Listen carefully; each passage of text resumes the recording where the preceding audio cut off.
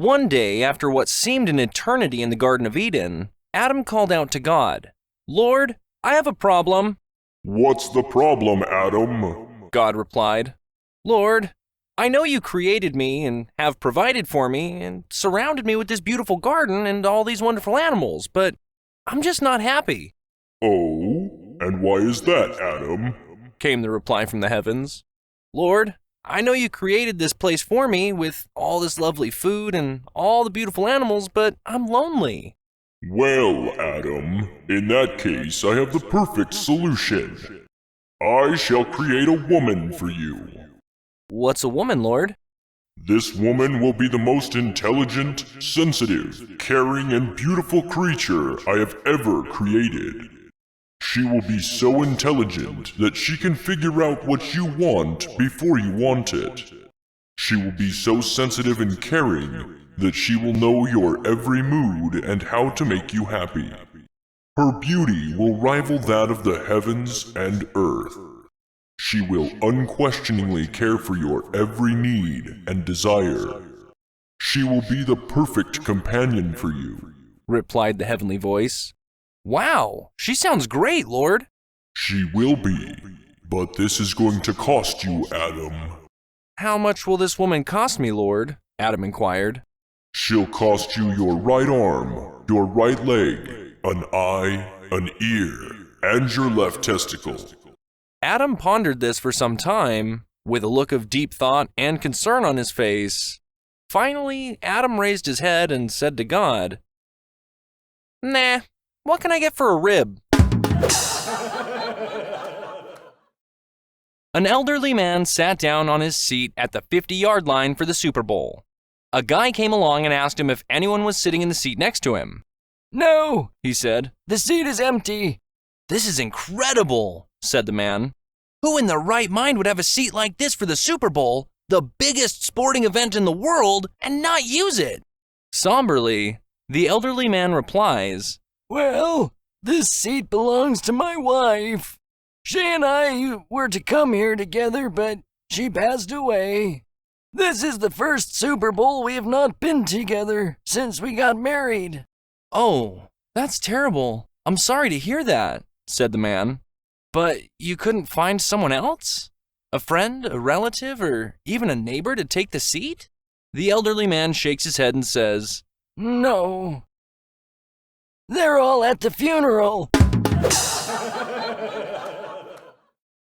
There was a trial in a small town in Texas. The prosecuting attorney called his first witness to the stand. She was a grandmotherly, elderly woman. He approached her and asked, "Mrs. Smith, do you know me?" She responded, "Why, yes, I do know you, Mr. Jones. I've known you since you was a young boy. And frankly, you've been a big disappointment to me. You lie, you cheat on your wife, you manipulate people and talk about them behind their backs. You think you're a rising big shot, but you haven't the brains to realize you never will amount to anything. Yes, I know you." The lawyer was stunned. Not knowing what else to do, he pointed across the room and asked, "Mrs. Smith, do you know the defense attorney?" She again replied, "Why, yes, I do. I've known Mr. Clark since he was a youngster, too. I used to babysit him for his parents. And he, too, has been a real disappointment to me. He's lazy, and he has a drinking problem. The man can't build a normal relationship with anyone, and his law practice is one of the shoddiest in the entire state. Yes, I know him." At this point, the judge banged his gavel to silence the courtroom, then called both counselors to the bench. In a very quiet voice, he said to them with menace, "I will jail you for contempt if either of you asks her if she knows me." A man walks out to the street and catches a taxi just going by. He gets into the taxi and the cabbie says, "Wow, perfect timing. You're just like Dave." The passenger asks, "Who?" The cabbie explains, "Dave Smith. He's a guy who did everything right all the time. Like when I came along, just when you needed a cab. Things like that happen to Dave Smith every single time." The passenger remarked, "There are always a few dark clouds over everybody." "Not Dave Smith," the cabbie replied. He was a terrific athlete. He could have won the Grand Slam at tennis. He could golf with the pros. He sang like an opera baritone and danced like a Broadway star. And you should have heard him play the piano. He was an amazing guy." The passenger said, "Sounds like he was really something special." The cabbie replied, "There's more. He had a memory like a computer. He remembered everybody's birthday. He knew all about wine, which foods to order, which fork to eat them with. Dave Smith could do everything right." The passenger was amazed. "Wow, what a guy!" The cabbie continued, "He always knew the quickest way to go to avoid traffic jams. Not like me, I always seem to get stuck in them. But Dave, he never made a mistake, and he really knew how to treat a woman and make her feel good. He would never answer her back, even if she was in the wrong. And his clothing was always immaculate, shoes highly polished too. He was the perfect man, never made a mistake. No one could ever measure up to Dave Smith." The passenger asked, "So, how did you meet him?" To which the cabbie answered, "Oh, I never actually met Dave. He died and I married his wife." Two married buddies are out drinking one night when one turns to the other and says, "You know, I don't know what else to do. Whenever I go home after we've been out drinking, I turn the headlights off before I get in the driveway. I shut off the engine and coast into the garage. I take my shoes off before I go into the house. I sneak up the stairs. I get undressed in the bathroom. I ease into bed, yet my wife still wakes up and yells at me for staying out so late." His buddy looks at him and says, "Well, you're obviously taking the wrong approach." I screech into the driveway, slam the door. I storm up the stairs, throw my shoes in the closet. Then I jump into bed, slap her on the butt and say, "Are you as horny as I am?" She always acts like she's sound asleep. A passenger settles into his seat next to the window on a plane when another man sits down next to him and seats his black Labrador retriever in between them. The first man looks very quizzically at the dog and asks why he's allowed on the plane. The second man explains that he's an undercover police sniffing dog. His name is Sniffer, and he's the best there is.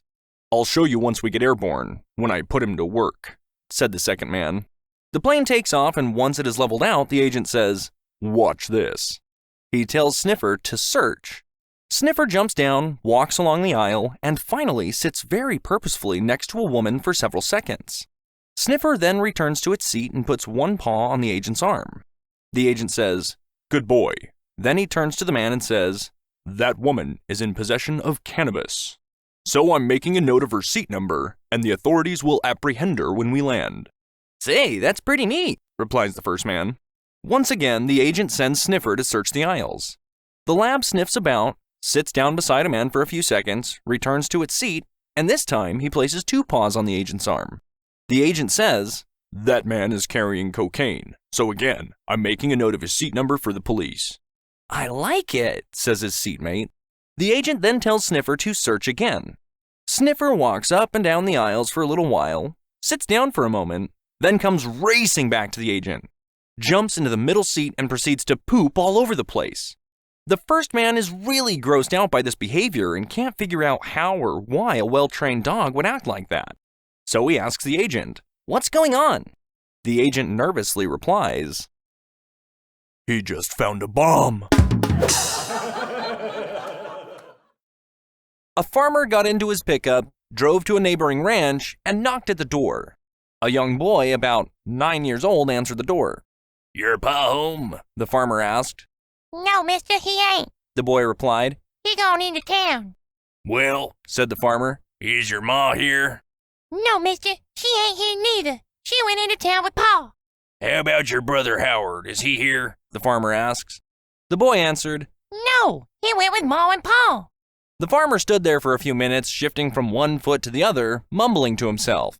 "Is there anything I can do for you?" the boy asked politely. "I know where all the tools are if you want to borrow one. Or maybe I could take a message for Pa?" "Well," said the farmer uncomfortably, "I really wanted to talk to your pa. It's about your brother Howard getting my daughter Becky Sue pregnant." The boy considered it for a moment. "You would have to talk to Pa about that. He finally conceded. I don't know about Howard, but if it helps you any, Paul charges $50 for the bowl and $25 for the boar.